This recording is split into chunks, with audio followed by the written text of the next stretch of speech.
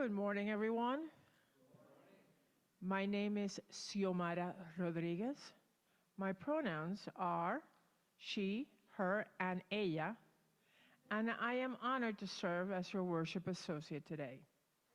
We welcome you this morning to the Unitarian Universalist Fellowship of Northern Nevada, where it is our mission to grow together in faith, justice, and joy. Come, sit by our fire, and let us share stories. Let me hear your tales of far-off lands, wanderer, and I will tell you of my travels. Share your experiences of the holy with me, worshiper, and I will tell you of what that which I find divine. Come, stay, lover of living. Ours is no caravan of despair, but hope.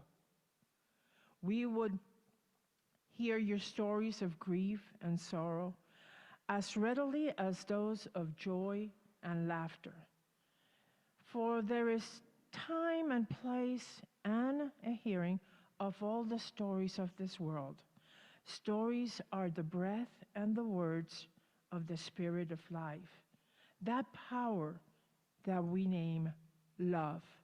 Come, for our fire is warm and there's seat for all. Come, come again and yet again. We are glad you're here. We welcome all to be part of us regardless of racial identity, age, economic circumstances, immigration status, sexual orientation, or gender ID. If you're someone who is viewing this and it's your first exposure with us, feel free to contact our office or our website for more information, and it's also where you could fill out a newcomer form online. You can sign up for our newsletter that keeps you informed of all the activities here at UUFNN. If you're on Zoom, you will remain muted throughout the service. You can make comments on the chat box anytime, but especially during Joys and Concerns. You will be invited to join us for coffee time immediately after the service. Thank you for being with us, and remember, before I say that, oh, I left my phone over there. Please put your phones on vibrate. Please put your phones on silent. And now, if you want to, and you feel like it, you could stand and greet one another. Whoa, I went ahead.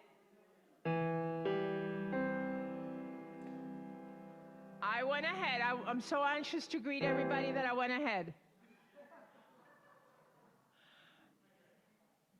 Sorry about that. Or you could sit and listen.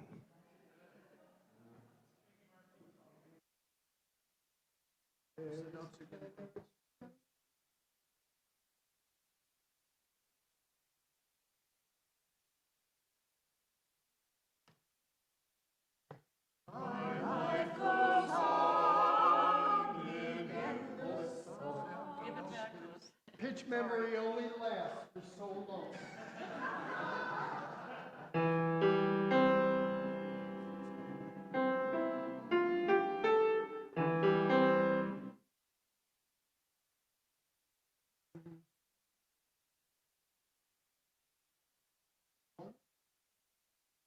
My life goes on in endless song above earth's lamentations. I hear the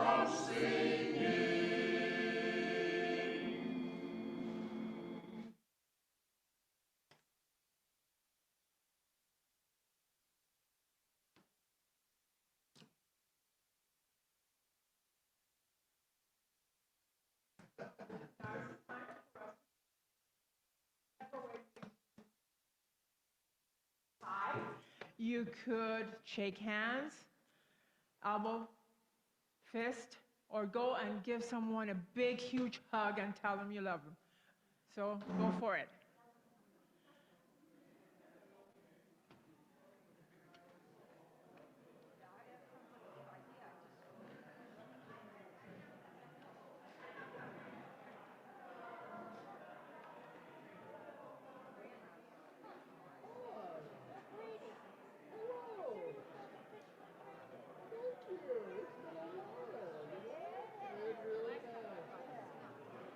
Your haircut is so cute.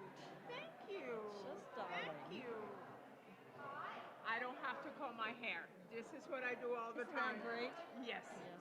Yep. My hair used to be all the way down here at Oh one my time, and I gosh. used to wear it in a braid and all that, and gradually, and now this is what I do. And you see me doing this because it feels so good. Yes. Yep. Yep. I know. When you have heavy hair, it really makes a difference. Yeah. All right. Thank you. Yes.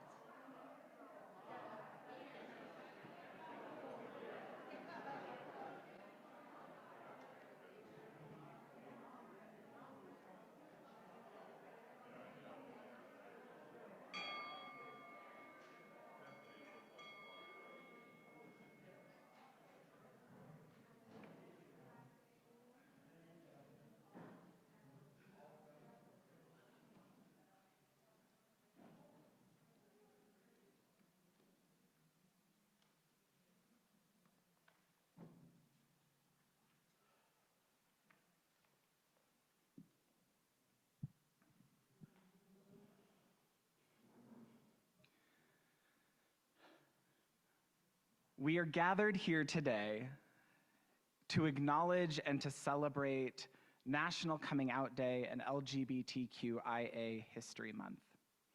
We find ourselves in a quiet and often unacknowledged season that was carved into our calendars by organizers, activists in the late 80s and early 90s as the AIDS crisis in the context of the US was at its peak. We are gathered here today as a community whose institutional history of acceptance and celebration of queer and trans people is longer than most. The Unitarian Universalist Association has been a pioneering body for queer and trans equality since the 1970s. And we are a community who knows our institutions still have a long way to go to ensure equity for all queer and trans people. We are gathered here today as a courageous, loving, and imperfect community. A community who makes incorrect assumptions, who stumble over pronouns, who try to the best of our abilities to meet ourselves and others with grace, compassion, and accountability. We are gathered here today as individuals, each on our own journeys in relationship to our own genders and non-genders, sexualities and non-sexualities, each day offering us a new opportunity to better love the queerness and the transness we find in ourselves and the queerness and transness we witness in those we love. Later in the service, you will hear me read a poem by a theologian named Anna Blydell. We're gathered here today in the spirit of their words, to hold close the tender courage of our yet again yes, that the yes of our community, that all people may find space here with their queerness, their transness, is not only tolerated or accepted, but where their queerness and transness is celebrated and loved. For those who I haven't met, my name is Nathan Bakken. I am the Director of Faith Exploration here at UUFNN. My pronouns are they, them, theirs, and later in the service, you'll hear a little bit more about me. But as we come together to open our service today, I invite Ziamata up to light the chalice as I read these words inspired by Adrian White. We may have to say the thing out loud to discover it is true. We may have to say things like, I am queer, I am trans, I am good, I deserve joy, that a new thing will happen. Choosing our truth means old pathways grow dense with brush, impassable. May the dead stories you surrender fertilize your life. May your tears of mourning nourish the softest ground. Notice the sky. Notice your heartbeat, steady and true. Notice the light of our chalice, a light that guides us all on our paths.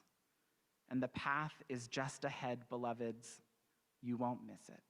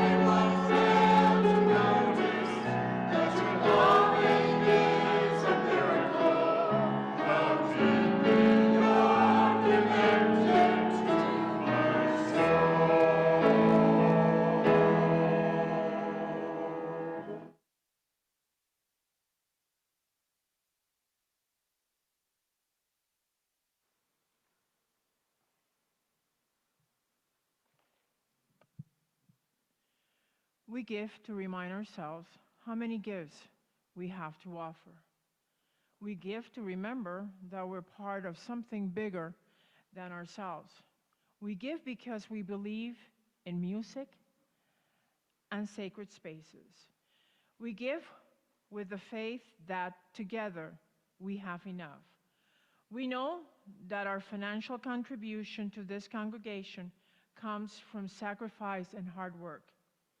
We are so grateful for this and committed together to ensure the funds we gather collectively do a greater good for ourselves and our world than they could have done alone. For those of us that are physically here at the sanctuary, we will be passing the basket. For those of us that are on Zoom, you can do your offering virtually by texting 73256, putting UUFNN in the message box, hit send, then follow the instructions provided for your offering. Oh, word. Oh, come on. Come on. There we go. You also can mail a check to the office at 780 Del Monte Lane, Reno, Nevada, 89511. But the best and fastest way is to give through automatic giving. Contact the office and Carol will send you the form, or you could go online and get it online and fill it. Here at UUFNN each month, we are also giving folks the opportunity to share our generosity with sharing with a designated nonprofit. The October Share the Play recipient is our center. Our center was created when it was noticed that the LGBTQ community was in need of a place that provided programs, service, and resources for the community. The group was incorporated as a nonprofit organization on May 20, 2009. The center seeks to build, connect, and strengthen the LGBTQ community through community building, arts and culture programming, and inclusive activities. Programming and resources are designated for youth, seniors, and families. Some of the programs include LGBTQ veterans peer support groups, transgender youth support groups, transparent and queer sexual orientation. Health concerns are addressed, including HIV and SDT testing, recovery support, and by forming connections with other community health services. The center advocates for equality for all individuals and their families. Thank you for sharing your resources with our center. Thank you for your generosity, and may the offering begin.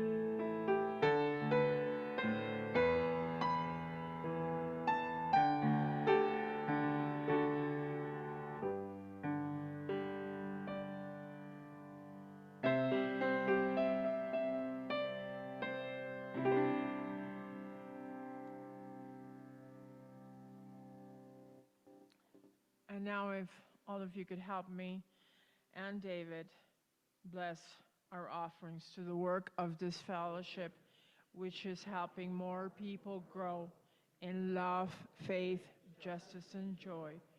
We dedicate ourselves and these our offerings. Thank you.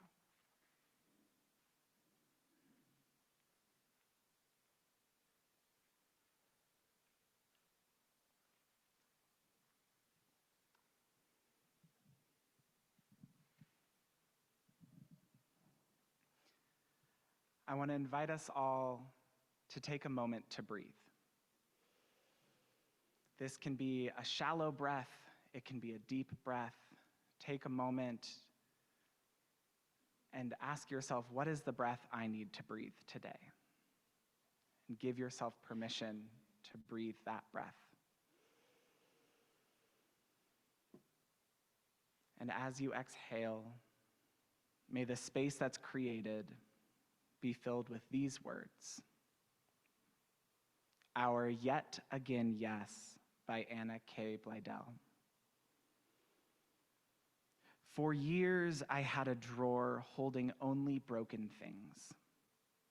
A hand-thrown mug stripped of its handle, shimmering shards of a porcelain bowl, treasured things, broken beyond use, beautiful yet.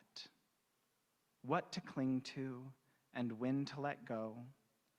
When light disperses, whiteness shatters, and a kaleidoscope of colors spill out. Some shattering are necessary, and some we only barely, maybe survive. And some we can't, or don't, or won't. But stars, too, are born from shattering. They offer their sonorous invocation. Shine forth, you busted open, burned out, spilling over, holy, messy, broken beauty. This blessing is for when even the most determined individual efforts, my love cannot carry you no further, not get you any freer, nor any more alive. Surrender, only life force required. Shed what no longer serves you or never did. Hold close only the tender courage of your yet again yes. For yes, we love our broken hearts open again. Yes, we cry the world alive again. Yes, we have salved shattered shards soft again. Yes. For those in this space or on Zoom that I have not met, like I said earlier, my name is Nathan Bakken, and I use they, them pronouns. I am here as the director of faith exploration, but I'm also here as the child of Ann and Jim Bakken. I am here as the grandchild of Martin and Pat Ostalaza and Betty and Ernie Bakken. I am a great-grandchild of immigrants whose ancestry tethers my spirits to the islands of Ireland, the fjords of Norway, and the coastal cliffs of the Basque Country. I am here as someone who found chosen family in disabled lesbian witches, in community organizers and poets, in multiracial coalitions moving towards liberation. I am also here as myself. I am a tall, white, queer, trans, chubby person in a really great lavender blazer. And what I just did was an act of publicly coming out. Before I share what my coming out experiences have offered me, I want to be very clear. Coming out is different for everyone. You should only come out if you're at your own pace, through your own self-determination and agency. There is no right or wrong way to come out. Your experiences of queerness, of transness are legitimate, real, and deserving of love, even if coming out is not accessible or necessary for the life you want to live. The poem I read earlier was written by Anna K. Blydell, a queer and trans theologian and a dear friend of mine. I cry when I preach, I'm really sorry. Happens every time.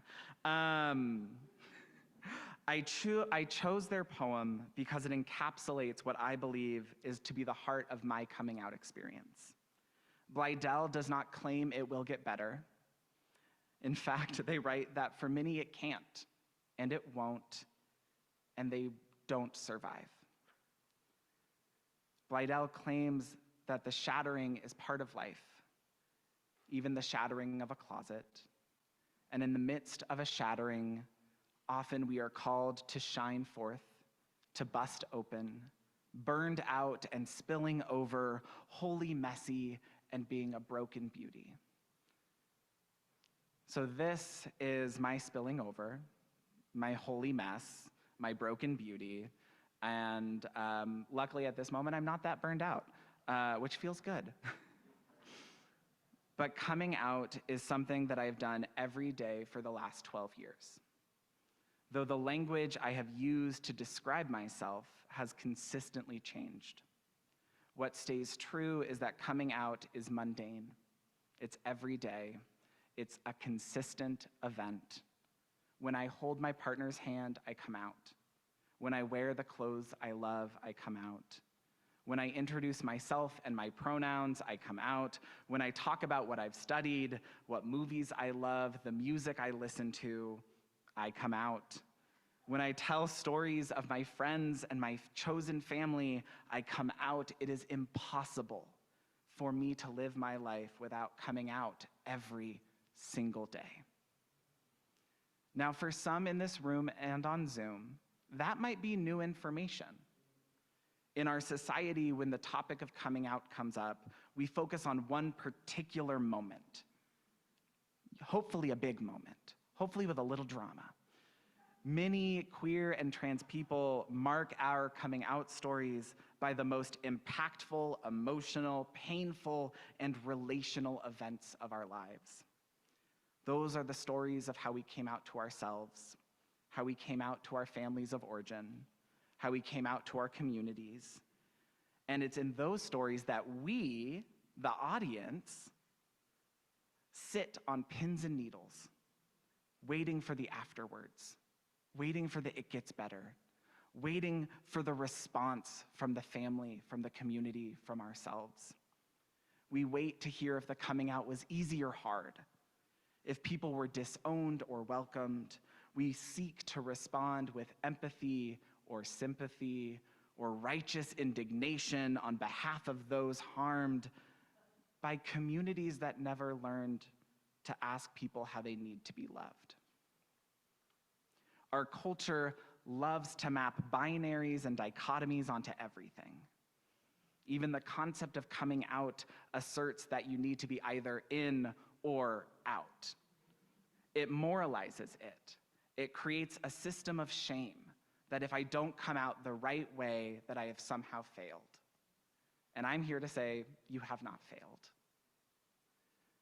The reality is, you are constantly, consciously making the choice to come out every day.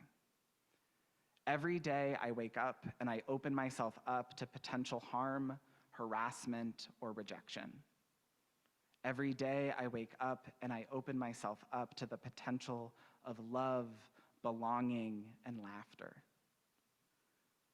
The closet is something I choose to leave. And some days when it's really hard, I choose not to.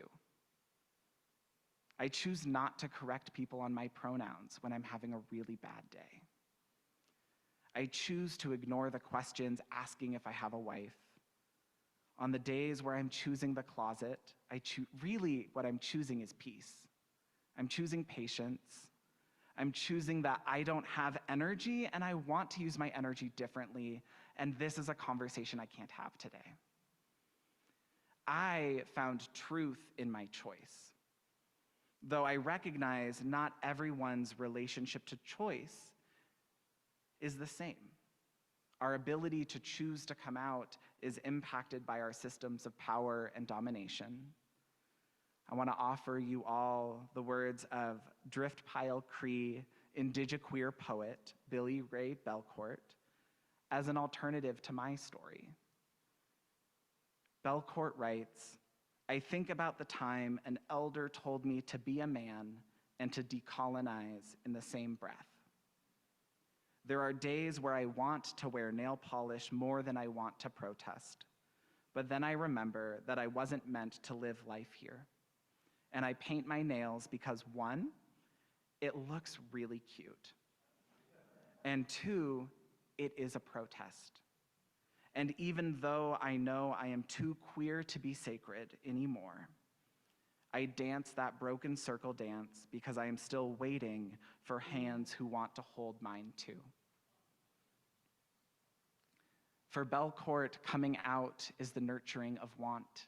It's the nurturing of desire and protest in the face of oppression and colonialism. The want to wear nail polish and to hold a hand who shares his longing. For me, my coming out is a daily spiritual practice of choice. It is my opportunity to choose to shine forth as the spilling over holy mess in the face of oppression. It is my invitation to yet again say yes. When I come out, I say yes yet again to the practice of surrender. I have no control over how people will respond to me. I have to surrender to the hope that I will be met with grace and openness. I say yes yet again to my own integrity, trusting that I've been coming out for 12 years and I've weathered the challenges of being true to myself, even in the face of hard and shattering conversations. I say yes yet again to my anger. Coming out is exhausting. Grace and compassion has limits, and ignorance often feels limitless. Particularly as a non-binary person, it is exhausting and enraging to be the advocate for my own existence. I say yes yet again to gratitude. This is the crying part. Through my daily acceptance and celebration of my queerness and my transness, I have found love. Did not expect that feeling. Thank you. I have found a world of endless beauty and expansion. I have found a chosen family that has loved me unconditionally. I have found a career and a vocation that can only be called a blessing. When I come out, I say yes, yet again, to my joy.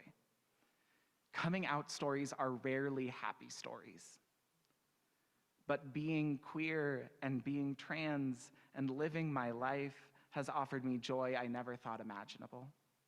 For example, as most of you who have met me over the past few months, I love a good pair of overalls. And the gender euphoria I feel in overalls, a truly non-binary article of clothing available to all people.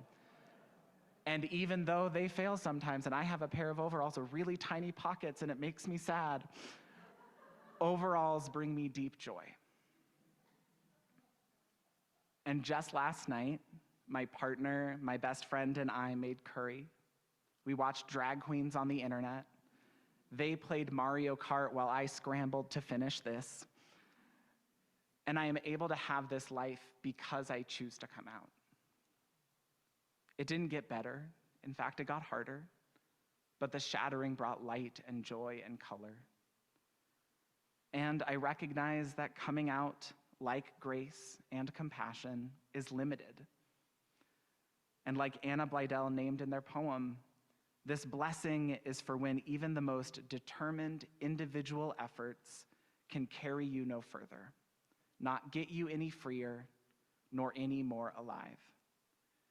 Coming out can easily be misconstrued as an act of the most determined individual effort.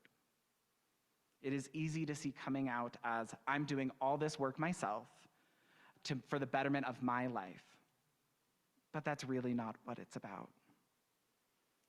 The phrase coming out is traced to the early 20th century in queer Black communities that reimagined the debutante culture of the American South. There were no talks of closets. Rather, queer people in the early 20th century didn't come out of somewhere, they came out into a community. Coming out balls in the early 1900s was a way to introduce new people to the queer community that was already surviving. It was a way to offer belonging, to meet their desires, to give them the chance to choose their yes. And they did. I'm here because they chose yes. The queer elders in this space, the trans elders in this space are here because they chose yes. And yet again, they choose yes over and over and over again. They say yes yet again to subversion. They say yes to freedom. And they say yes to reimagining this world to a world where they are present, belonging, and seen. So as we reflect on what this day offers us, I invite you to think about your yet again yeses. It's not just queer and trans people who wake up in the morning and say yes to life. What are the choices and desires that you call hope? What are the moments that invite you to say yes to joy, to anger, to laughter, to gratitude, to surrender? What are the moments that invite you to say yes, we will love our broken hearts open again? Yes, we will cry the world alive again. Yes, we will salve shattered shards soft again. Because the story that I just shared was a sharp story that took 12 years to soften. And I know I'm not the only person in this room that has learned how time softens a story.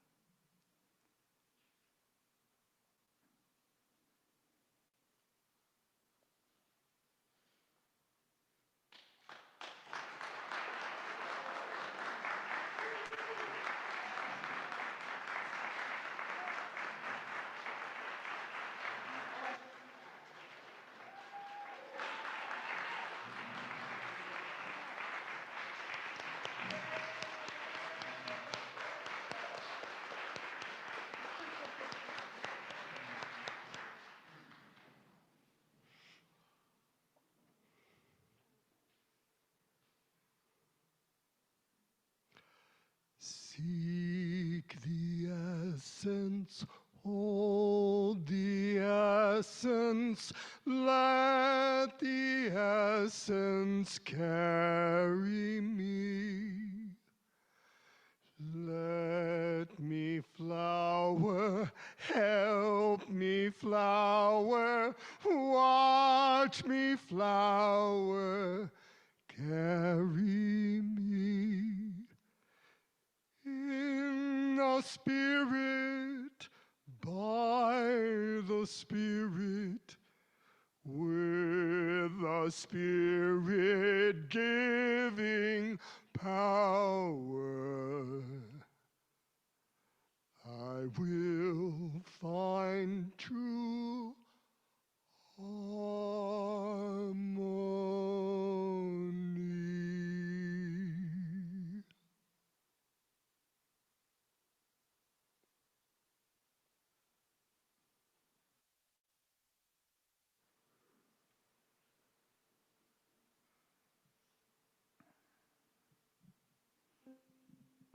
As we enter into this moment of prayerful meditation,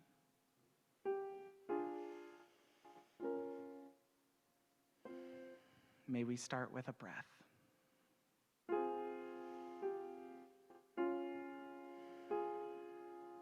And like coming out, where we do the same thing again and again, yet again, I will read the poem by Anna Blydell.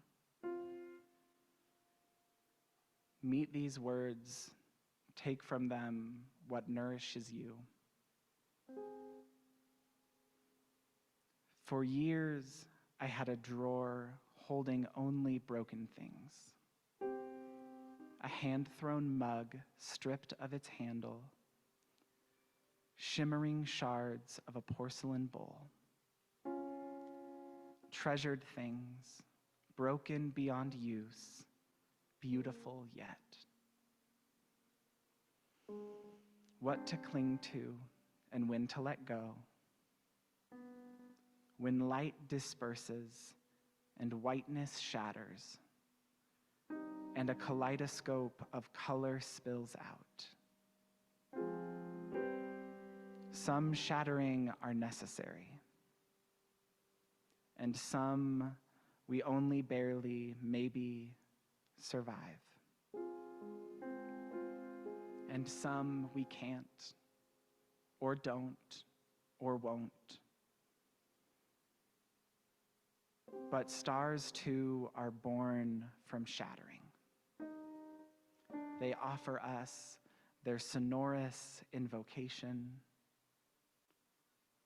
Shine forth, you busted, open, burned out, spilling over, holy, messy, broken beauty. This blessing is for when even the most determined individual efforts, my love, can carry you no further, not get you any freer, nor any more alive. Surrender. My love, only life force required.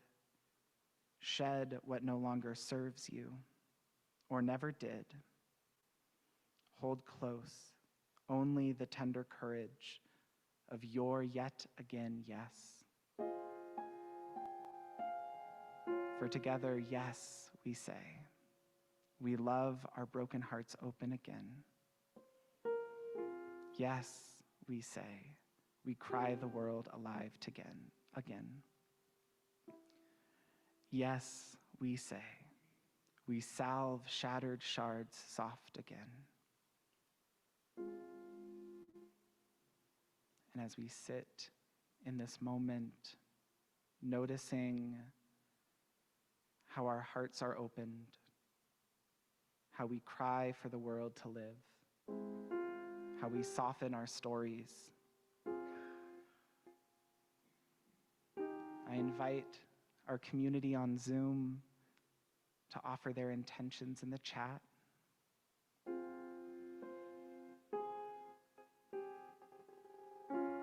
I offer the silence of this space to hold our community members who are ill, who are in need of prayer, support, and love. For Colleen, as she moves through a bout with COVID, for our loved ones who are in recovery.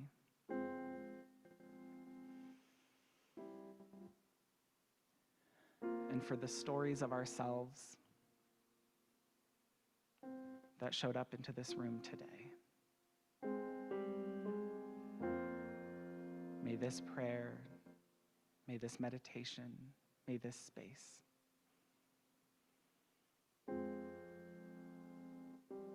hold them as we hold them every day.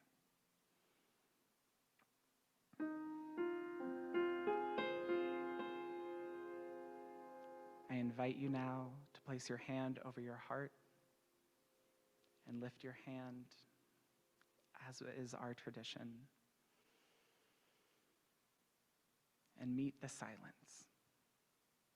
For sometimes silence tells more of a story than words will ever know.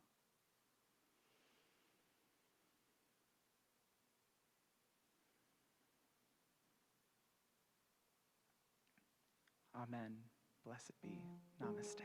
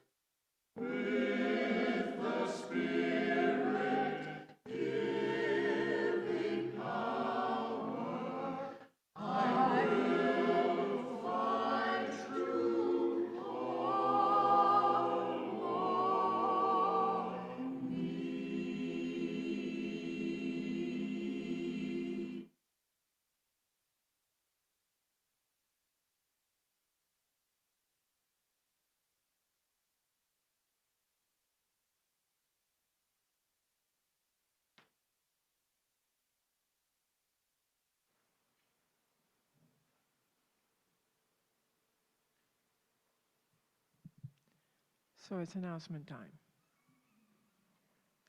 Find out how to get your letters to the editor published at the letter writing party Wednesday evening. Which issues is important to you this election? Election. Join the public discussion by writing a letter to the editor. In person or Zoom, stay after the workshop and enjoy food, drinks, conversation. Check the bulletin for details. Blood drive outside today, 11:45. Please help. There's a lot of people that could use blood. Please help. Potluck after the service out in the meeting room so we can know Nathan a little bit more. Please join us. And bookbinding on Tuesday at 5:30. Mixed Generation at the Emerson. Nathan and River Pruitt will be there. And the posse, do not forget them, please. They need your help, so please don't forget your donations between the two buildings. Thank you.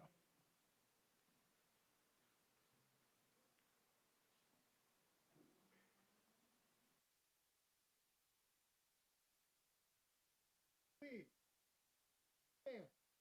If you are willing and able. And since we don't have Mary Lee here, you have to sing louder. That's a rule.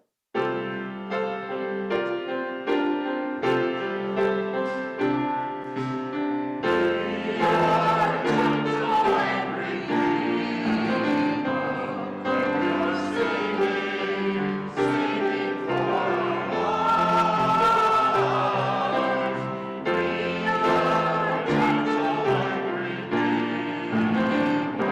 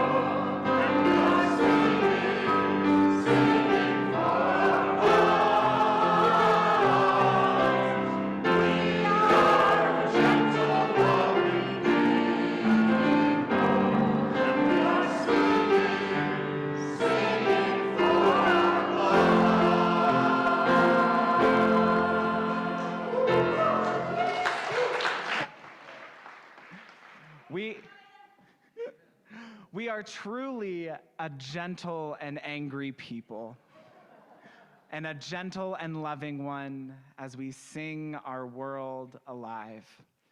As we go out from this day, may we say yes yet again to ourselves, to our community, and to the world we are creating together. I was being real eloquent, and then my brain just stopped. So go forth, be a gentle, angry people, and make justice, joy, and love.